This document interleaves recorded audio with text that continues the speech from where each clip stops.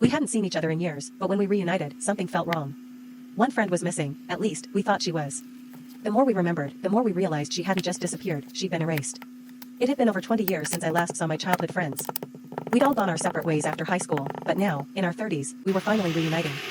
A small cabin in the woods, the same one we'd spent summer nights in as teens, was the perfect place to catch up. There was me, Sarah, Greg, and Ellie, my old crew. We were excited, chatting about our lives, reminiscing about those carefree days when everything seemed simple. But as the night went on, something felt off. It was Greg who first mentioned it. "Wait, guys, where's Laura?" We all froze, mid-laugh. Laura. She was our fifth member, always part of the group. We'd spent countless hours with her, fishing, talking, laughing. But now that Greg mentioned it, none of us could remember the last time we'd seen her. "Laura? She's not here?" I asked, trying to recall. "I thought she was coming," Ellie said, her voice uncertain. "Maybe she's running late?" But as the night wore on, it became clear that something wasn't right. We searched the cabin, even the nearby woods, but there was no sign of Laura. Confused, I pulled out my phone and scrolled through old photos, looking for anything that would explain it.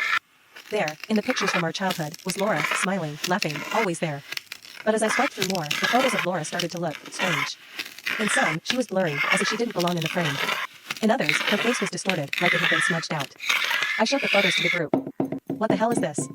I asked, feeling a chill run through me. Greg stared at the pictures in horror. "That's not possible. She was always with us." Ellie started to panic. "Are we forgetting her? Is this some sort of joke?" I had no answers. We all sat there, trying to piece it together, but the more we talked about Laura, the more fragmented my memories of her became. The details slipped away like water through my fingers. Suddenly, I remembered something, a conversation we'd had years ago, back when we were still kids. Laura had said something strange, something that didn't make sense at the time.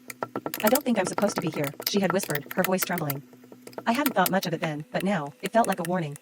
Then, just as I was about to speak, I heard it, a voice, soft and distant, coming from the other side of the cabin. "Why did you forget me?"